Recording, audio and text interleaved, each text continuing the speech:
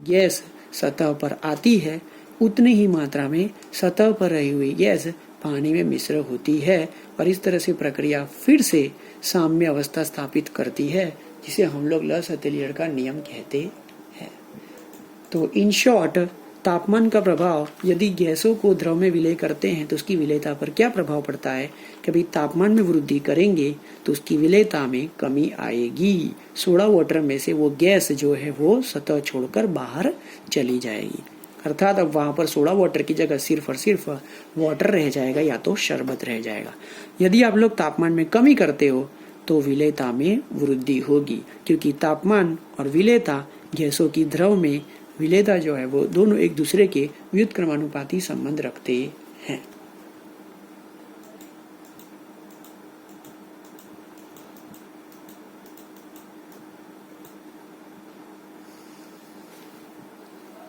चलो अब हमारा जो है वो नेक्स्ट टॉपिक क्या है, अब हम लोग वाष्प दाब की बात करते हैं। वाष्प दाब क्या होता है मैंने आप लोगों को 11th में समझाया था।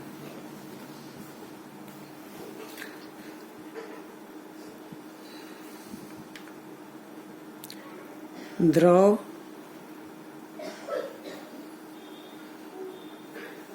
द्रव द्रव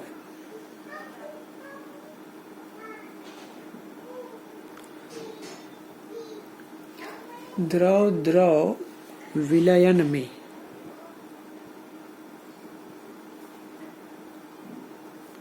वाष्प दाब। देखो ये द्रव द्रव विलयन में वाष्प दाब से पहले मैंने जो ये टॉपिक चलाया गैसों की द्रव में विलयता, गैस की द्रव मतलब कि गैस और द्रव की बात थी यहाँ पर। अभी हम लोग यहाँ पे बात करेंगे द्रव और द्रव, लेकिन द्रव और द्रव विलयन में वाष्प दाब की चर्चा करने से पहले जो गैस और द्रव है उसकी बात करते हैं। पहले देखो मैं यहाँ पे एक पात्र भरता हूँ द्रव से, ये मैंने द्रव से जो है वो पात्र भर दिया।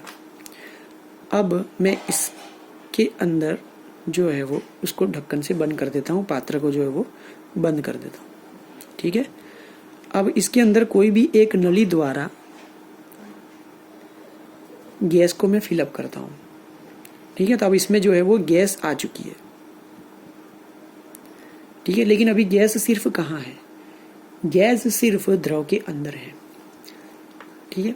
थोड़ी देर के बाद क्या होगा, ये गैस द्रव की सतह को छोड़कर ऊपर आ जाएंगे, यहां पर जमा होने लगेंगे,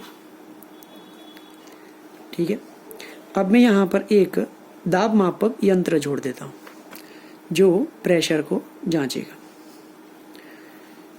प्रेशर बढ़ता हुआ जा रहा है क्योंकि गैस जो द्रव में विलय हुई थी वो द्रव को छोड़कर ऊपर की सतह में आ रही है, ऊपर की तरफ जमा हो रही है। तो ऊपर की तरफ जो है वो दाब बढ़ता जाएगा, तो इस दाब को हम लोग बोलेंगे वाष्प दाब। ये क्या है, वाष्प दाब। तो ये जो गैसों से हम लोगों को दाब मिल रहा है उसे हम लोग कहते हैं वाष्प दाब। अब एक प्रश्न ये है मेरा, ये वाष्प दाब किसका है? तो ये वाष्प दाब सिर्फ और सिर्फ गैस का है। कौन सी गैस का है? जो हम लोगों ने भरी थी, मानो कि नाइट्रोजन भरी थी, तो नाइट्रोजन गैस हम लोगों ने जब इसमें फिलअप करी थी और ये जब ऊपर की तरफ आई थी तो जो हम लोगों को वाष्प दाब मिला था वो वाष्प दाब किसका था? तो वाष्प दाब सिर्फ और सिर्फ नाइट्रोजन का था और किसी का वाष्प दाब नहीं था, ठीक है। लेकिन जब हम बात कर रहे हैं द्रव और द्रव विलयन की, ठीक है, द्रव और द्रव विलयन की, ये ऐसे द्रव हैं जो दोनों ही वाष्प में रूपांतर हो सकते हैं। अर्थात हम लोग इसको बोलेंगे वाष्पशील द्रव और वाष्पशील द्रव। यहाँ पे जो दोनों द्रव लिए गए हैं वो दोनों ही वाष्प में रूपांतर हो सकते हैं। एक एग्जाम्पल ले रहे हैं हम लोग यहाँ पर कि ये जो मैंने द्रव भरा है वो पेट्रोल प्लस केरोसिन का है। ठीक है, पेट्रोल प्लस केरोसिन का है। ऊपर से हम लोग इसे बंद कर देते हैं, दाब मापक यंत्र जोड़ देते हैं। धीमे धीमे क्या होगा, इसमें से वाष्प बाहर आएगी। वाष्प अर्थात ये गैस बना रहे हैं। ठीक है, यहाँ पे जो अब ये जो दाब मिल रहा है वो वाष्प दाब है। लेकिन ये वाष्प दाब किसका है? तो ये वाष्प दाब किसी एक गैस का नहीं है, किसी एक द्रव का नहीं है, ये दोनों ही द्रव का है। कौन सी द्रव? पेट्रोल और केरोसिन। तो उसका मतलब क्या हुआ? तो उसका मतलब ये हुआ कि यहाँ पर हम लोगों को अगर हेनरी के नियम का इस्तेमाल करना है तो हेनरी का नियम यहाँ पर दोनों के लिए इस्तेमाल करना पड़ेगा। या अगर मानो कि हम लोग पेट्रोल की बात करते हैं तो पेट्रोल को केरोसिन से अलग बताना पड़ेगा। तो पेट्रोल का अगर हम लोग मानो कि पी लेते हैं तो उसका मोल अंश जो है वो एक्स हो जाएगा हेनरी के नियम अनुसार। और अगर मानो कि केरोसिन लेते हैं तो केरोसिन के लिए भी ये ऐसा ही होगा, लेकिन दोनों को अलग अलग मानना पड़ेगा। मानो कि पेट्रोल विलायक है और केरोसिन जो है वो विलेय है, तो उसको नंबर 2 दे देते हैं। ठीक है, तो अगर हम लोग इसको फिर नंबर 1 दे रहे हैं तो उसका आंशिक दाब ये P1 कहा जाएगा, उसका मोल अंश ये X1 होगा। केरोसिन है तो उसका आंशिक दाब ये P2 होगा, तो और उसका मोल अंश X2 होगा। ठीक है, बोलो समझ में आया? ठीक है, तो ये दाब हो गया और उसके अनुसार ये X1 हो गया, मोल अंश हो गया। चलो अब हम लोग आगे बात करते हैं कि भाई अगर हम लोग समानुपात हटाएंगे और इक्वल लगाएंगे तो फिर हमारा स्थिरांक क्या होगा? तो वहां पर हम लोग हेनरी का स्थिरांक लगाते थे KH, लेकिन हम लोग यहाँ पर जो स्थिरांक लगाएंगे वो हेनरी का नहीं होगा। ठीक है ना, तो हम लोग यहाँ पर जो है वो बात करेंगे एक स्थिरांक की जो होगा वो उसका 0, जो हो उसका 0। अब ये 0 क्या है? तो ये 0 जो है वो उसका आंशिक दाब है। 0 क्या है? उसका आंशिक दाब। आंशिक दाब बोले तो उसका खुद का, जो हम लोग उसको ऐसा बोलेंगे कोई शुद्ध है, उसको क्या बोलेंगे हम लोग? शुद्ध। जैसे कि यहाँ पर हम लोग देख सकते हैं कि भाई P1 0 टेक्स्ट बुक वाले लिखते हैं शुद्ध वाष्प दाब।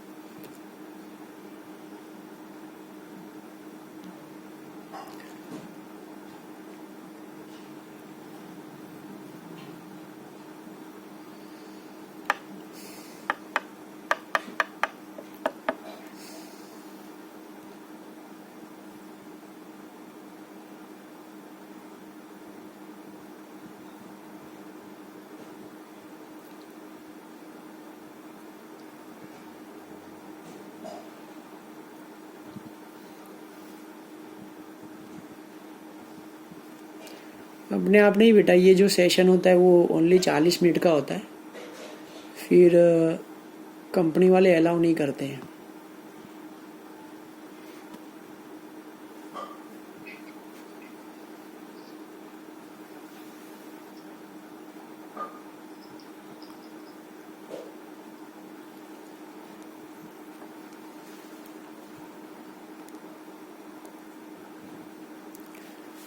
चलो ठीक है, तो P10 क्या है भाई, उसका शुद्ध दाब, टेक्स्ट बुक वाले ऐसा कहते हैं, लेकिन हम लोग शुद्ध ऐसा शब्द इस्तेमाल करेंगे तो थोड़ा सा कन्फ्यूजन होता है।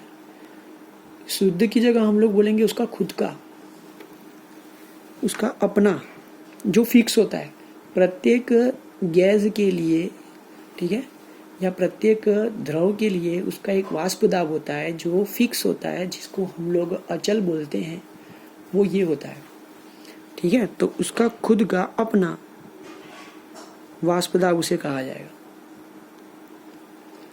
जो एक स्थिरांक होता है।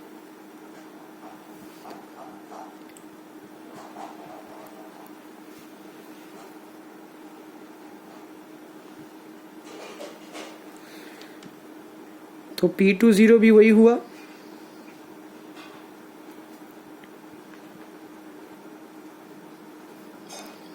शुद्ध वाष्प दाब।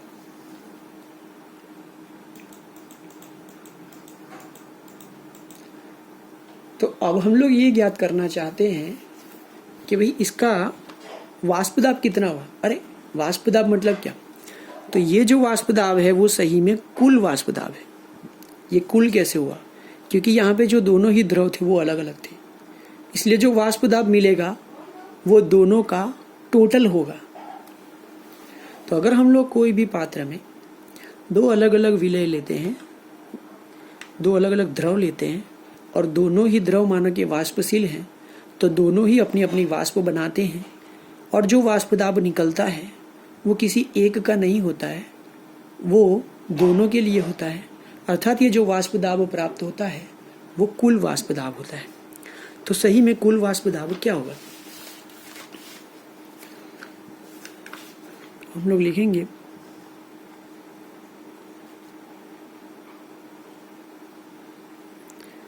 कुल वाष्प दाब P टोटल। तो कुल वाष्प दाब P total equals to P1 plus P2, ठीक है। लेकिन P1 के मूल्य क्या है कि भाई P1 0 into x1 plus P2 0 into x2, ठीक है। चलो अब हम लोग इसमें से दो सूत्र बना सकते हैं, दो अलग अलग सूत्र बन सकते हैं। जो सूत्र तुम लोग बनाना चाहो वो बना सकते हो। कैसे कि भाई हम लोग को क्या करना है, कोई भी एक मोल अंश लेना है, ये पहले वाले का मोल अंश है और ये दूसरे वाले का मोल अंश है। हम लोग क्या करना चाहते हैं, दोनों का कोई भी एक मोल अंश करना चाहते हैं, या तो इसे x2 कर दो या तो इसे x1 कर दो। तो हमारे पास एक संबंध है, कौन सा संबंध है कि भाई x1 plus x2 equals to 1 होता है, ठीक है। तो अगर हम लोग यहाँ पे x2 करना चाहें तो क्या होगा, तो P10 तो x1 इक्वल्स टू क्या होगा 1 माइनस x2 प्लस ये होगा, इसको मल्टीप्लाई कर दें, ठीक है। तो P10 multiply 1 minus P10 multiply x2 plus P20 into x2। x2 दोनों में है, कॉमन निकालने के लिए क्या करेंगे, प्लस वाली चीज़ पहले लिखेंगे। तो P10 plus P2 x2 minus P10 x2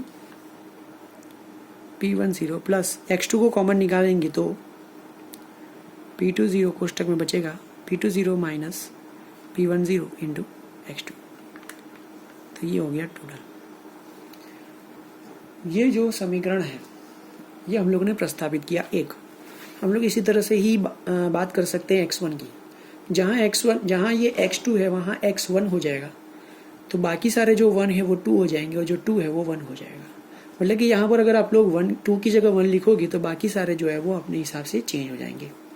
तो आपको एग्जाम में जो सूत्र याद आए वो लिख सकते हो, याद ना आए तो प्रस्तावित करके लिख सकते हो। ये जो चल रहा है वो क्या चल रहा है, तो ये एक टॉपिक चल रहा है, द्रव द्रव विलयन में वाष्प दाब। सही में ये चल रहा है राउल्ट का नियम।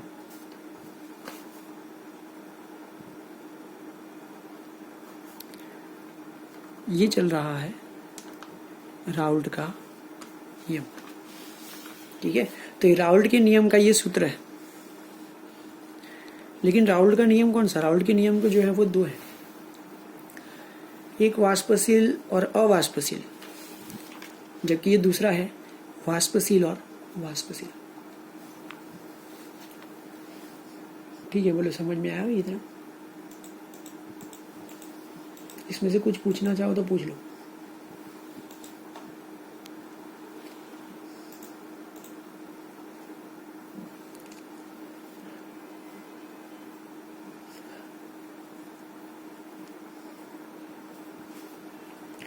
चलो नेक्स्ट आगे बढ़ेंगे।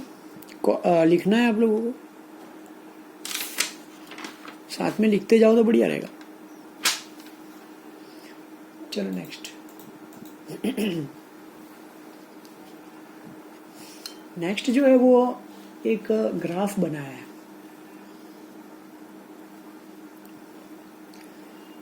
ये ग्राफ कैसे बना है? हम लोगों ने अभी जो समीकरण तैयार किया वो उसके ऊपर जो बनाया गया है।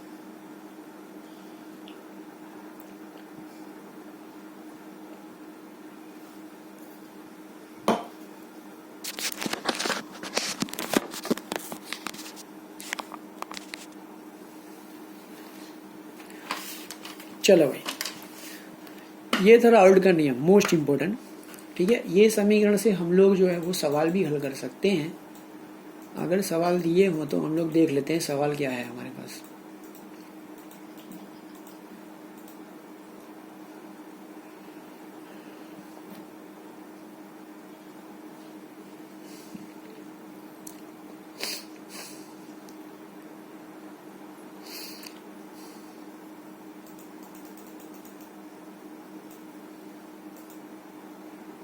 चलो नेक्स्ट, अब हम लोग एक सवाल हल करते हैं जो ये समीकरण से प्रस्तावित किया है। एग्जाम्पल 2.5।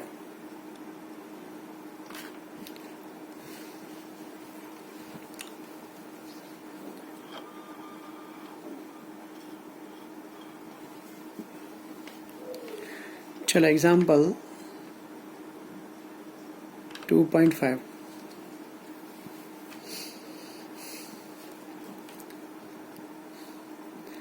दो सौ 98 केल्विन तापमान पर क्लोरोफॉर्म और डाइक्लोरोमीथेन के वाष्प दाब क्रमानुसार दिए गए हैं।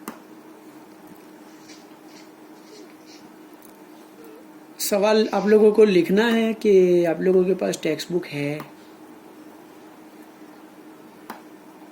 तो सवाल लिखो, चलो जल्दी।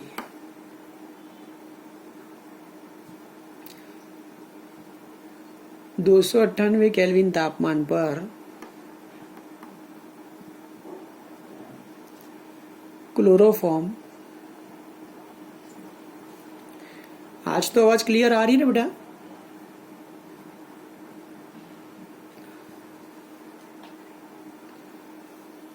और डाइक्लोरोमीथेन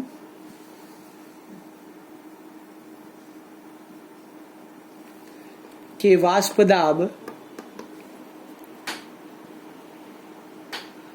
क्रमानुसार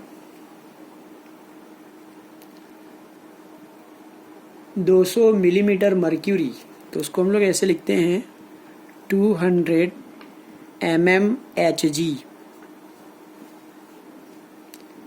और 415 mmHg मतलब कि मिलीमीटर मर्क्यूरी।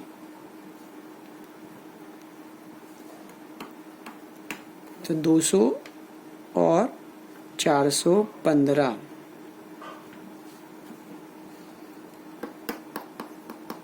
है। ठीक है, पहला सवाल ये है कि 298 केल्विन तापमान पर 25.5 ग्राम क्लोरोफॉर्म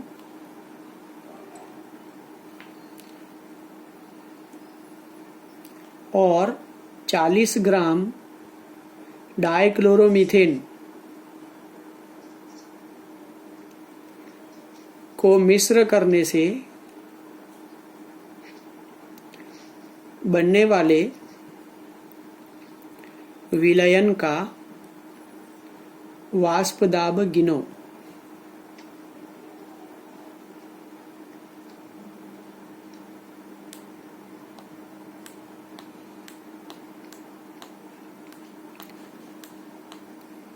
ठीक है, चलो तो 25.5 ग्राम क्लोरोफॉर्म का अणुसूत्र CHCl3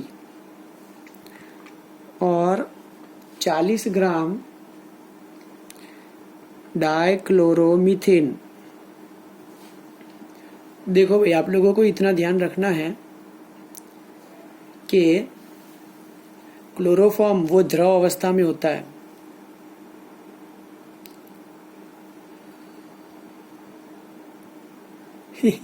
बता रहा हूं, ठीक है। देखो भाई, जब आप लोग साइंस पढ़ रहे हो और आप लोग 12th में आ चुके हो तो आप लोगों को थोड़ा सा ध्यान तो रखना ही पड़ेगा कि ये दोनों ही जो है वो ऑर्गेनिक कंपाउंड्स हैं। तो क्लोरोफॉर्म तो आप लोगों को वैसे ही पता है कि वो द्रव अवस्था में है, आप लोगों ने बहुत सारी मूवी देखी होंगी, रुमाल पे ऐसा क्लोरोफॉर्म लगाते हैं, सूंघा देते हैं, ठीक है ना, वो आप लोगों ने देखा होगा। दूसरा ये है डाइक्लोरोमीथेन। अब आप लोगों को ये पता है कि मीथेन जो है वो गैस अवस्था में होता है, ठीक है ना, हम लोग ऑर्गेनिक में पढ़ चुके हैं ना, 4 कार्बन तक वो गैस अवस्था में होते हैं, अप टू ब्यूटेन, है ना, मीथेन, इथेन, प्रोपेन, ब्यूटेन। तो ये दोनों ही जो है वो द्रव अवस्था में है। ओके, तो हम लोगों को जो सूत्र लगाना है वो अभी हम लोग ने जो सेकंड वाला बनाया है कि दोनों ही द्रव अवस्था में है और दोनों ही वाष्पशील हैं, ठीक है ना, तो वो वाला सूत्र इस्तेमाल होगा। तो भाई क्लोरोफॉर्म वो भी वाष्पशील है और डाइक्लोरोमीथेन वो भी वाष्पशील है। अगर दोनों वाष्पशील नहीं होते तो दोनों की वाष्प नहीं मिलती, और दोनों की वाष्प नहीं मिलती तो दोनों का वाष्प दाब कैसे आता। जो न्यूमेरिकल में यहाँ पे दोनों के वाष्प दाब दिए हैं, एक का 200 दिया है और दूसरे का 415 दिया है, ठीक है ना। तो दोनों ही द्रव अवस्था में हैं और दोनों ही वाष्प बना रहे हैं और दोनों ही वाष्प दाब दिए गए हैं। अर्थात हम लोग यहाँ पर राउल्ट के नियम का यहाँ पर जो दूसरा है वाष्पशील वाला, वो ही सूत्र हम लोगों को इस्तेमाल करना है। फिलहाल हम लोग यहाँ पर बात कर रहे हैं कि ये 4 चीज़ें दी हैं और हम लोगों को ज्ञात करने को कहा है कि पूरे विलयन का वाष्प दाब निकालो। पूरे विलयन का वाष्प दाब का मतलब ये है कि हम लोगों को पी टोटल ज्ञात करना है। चलो, अब ये जो है उसको हम लोग क्रम देना चाहते हैं, क्योंकि क्रम देंगे तो थोड़ा इजी रहेगा, बार बार जो है वो समझना थोड़ा मुश्किल हो जाएगा। तो 200 मिली मर्क्यूरी ग्राम जो है वो